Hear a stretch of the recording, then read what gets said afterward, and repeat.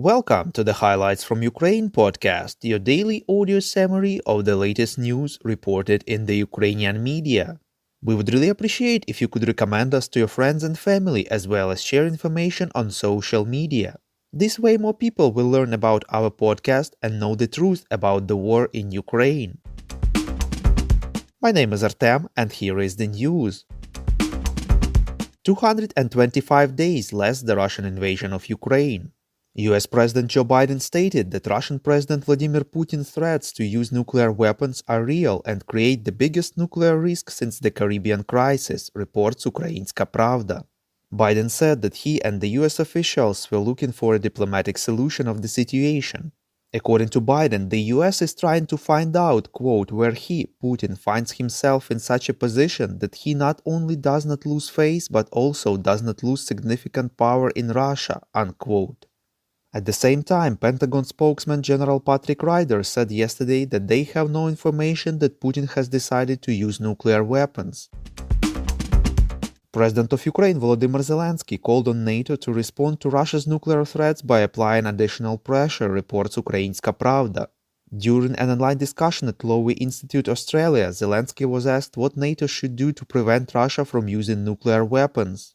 The president replied that it should make it impossible for Russia to use nuclear weapons. Quote, but what is even more important, I'm once again turning to the international community as I did before February 24th. Preventive strikes so that they know what will await them if they use a nuclear weapon. Zelensky added that NATO should change the order in which it applies pressure on Russia and to apply it before, not after aggressive actions of the Kremlin. Moscow has perceived this statement as a call for a preemptive strike on Russia, starting a nuclear war. Press Secretary of the President of Ukraine, Serhiy Nikiforov, explained that Zelensky was talking about preventative sanctions, which should have been applied before Russia's full-scale invasion on February 24th. He assured the public that Ukraine will never call for the use of nuclear weapons. In his evening video address, President of Ukraine Volodymyr Zelensky informed that since October 1st, Ukrainian troops liberated more than 500 square kilometers of territory and dozens of settlements in the Kherson region alone. He added that there are also successes in the eastern direction, but didn't provide any details.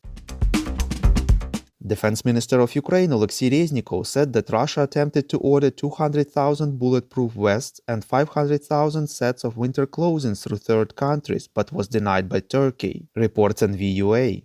According to the minister, it means that Russia has problems with supply of military equipment. Reznikov believes that the failure of the war will lead to regime change in Russia, and at that moment Ukraine will move forward with its counteroffensive operations with the support of its partners. This will lead to the discussion with the new leadership of Russia and the end of this war, as well as resumption of Ukraine's control over all of its territory.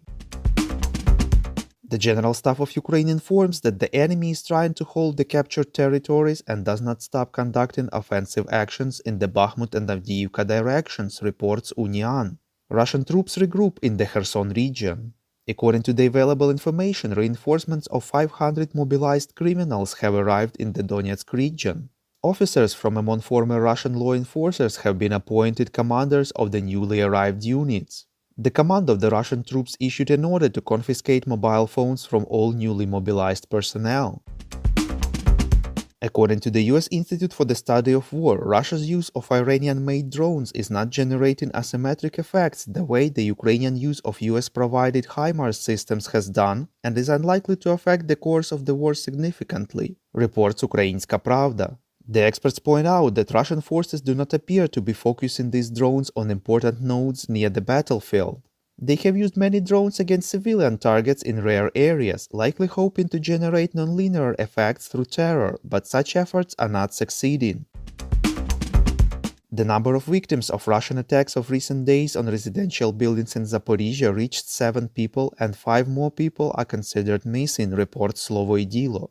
Head of the Regional Military Administration Alexander Starukh informed that search under the debris continues and only after it ends the exact number of dead and injured will be known.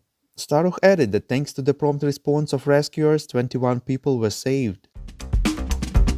The fundraising platform United24 launched the sale of bracelets made from the last pre-war batch of Azovstal metal to raise funds for the armed forces of Ukraine, reports Espresso TV. Azovstal steel plant in Mariupol in April-May became the last stronghold of Ukrainian forces defending the city. Due to the limited amount of steel, the first batch of bracelets totals 10,000 pieces, each of which cost 1,500 hryvnia, about $40.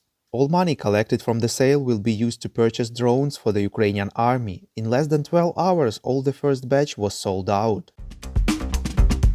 If you like what we do and would like to tip us, you can now do so directly to our PayPal. Check out the link in the description to this episode for more details. And as usual, you can subscribe to our Patreon. In gratitude for your help, we will give you access to a series of exclusive episodes on wartime life in Ukraine. We call on you to demand from governments of your countries to impose the toughest sanctions possible on Russia and its citizens to stop their invasion of Ukraine.